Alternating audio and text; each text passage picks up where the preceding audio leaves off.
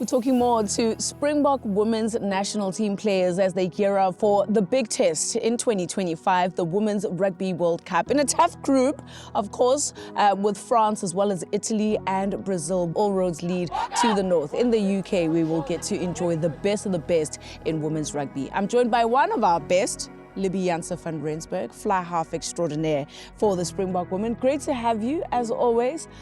When did you fall in love with rugby? I think the love for rugby as a South African was always there. You grow up supporting the Springbok, you grow up watching the Bulls for me.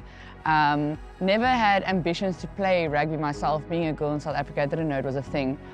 So I opted for touch rugby, and that was sort of the way that I got into the rugby. Only when I started studying, though, when I went to the University of Pretoria, they told me they have a sevens team, do I want to try out? And, the rest is history. Was there a defining moment, a defining game where you thought, okay, this is it. This is the sport that I'm going to play professionally? Professionally, I'm going to be honest with you, I never thought that I would play rugby professionally. I didn't know a lot about the Springbok rugby setup for women when I started. I didn't know that you could do it as a professional athlete. So I think, like you say, COVID hit. I wasn't playing 15s yet. The World Cup got postponed, and that's when I received a call from the Blue Bulls coach saying, listen, I think you have what it takes to make this World Cup team. Come try 15s, and who knows what's going to happen. And I remember jogging onto the first game against Border, and I looked at my friend Romani, and I was like, we realised we've actually never played 80 minutes of this rugby, just been playing sevens up to that point. So let's just sort of wing it and see how it goes. And best believe it was a great game. I think I kicked one of my first drop goals in that game as well, and the rest is really history. I think from that first game I was like, this is nice. I could do this. Do you remember your first game for the Springbok women? Yes. It was in Stellenbosch against Kenya. I had fresh stitches in my head, so I had a nice little wrap around the head when I was playing. It was great. I think that first moment, when you sing the national anthem for your country, you're about to get capped. It's a moment that someone won't ever forget. Talk to me a little bit about your support system throughout your career, especially in the move from sevens to 15s. It's a whole new world or different dynamic that you have to work through. Who were the people that had your back and were behind you 100%? I think someone that I often speak about is my aunt. She was really a pillar of strength for me as I was growing up through my career studying.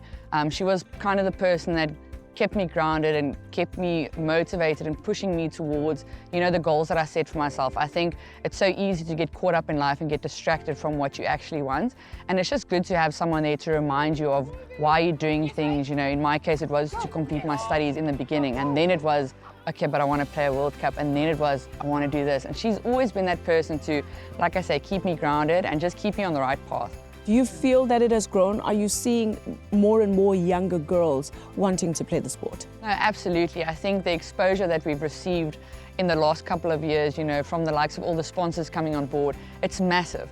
I didn't know about the sport when I was growing up. I didn't know about the team. There wasn't girls that we could look up to and be like, I want to be like this person. And seeing these girls looking at us with their eyes blinking, we are inspiring them, but it's inspiring for me as well. It gives us a little bit more of a push, a little bit more of a reason to do it, because if you can just help one girl somewhere in South Africa, give a little bit of hope to one person, that's a massive win for me. Let's talk a bit about Rugby World Cup. 21, you guys had come so close, particularly the game against Fiji. What do you think is the difference now between that team back in 22 and this team now?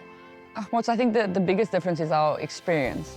The core of our group have been together now since that last World Cup. Yes, there's been new girls coming in, but the majority of us, have been together for long. We've played so many tests, we've won tests, we've lost tests.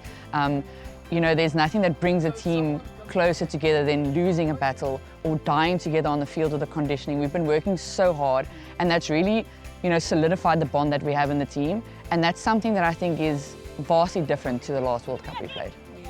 What is it going to take to be quarterfinalists? It's going to take a lot of determination, a lot of grit. We've been putting in the hard work. I think when it comes to the crunch time, we just have to stay focused and trust what we've done. We have to trust the foundations that we've laid and just, get out there and show the people that we are serious contenders in this World Cup. Thank you for joining us. Thanks. All the best for World Cup. All the best for the whole year. It's going to be a big one. It's going to be a great one. Looking forward to it.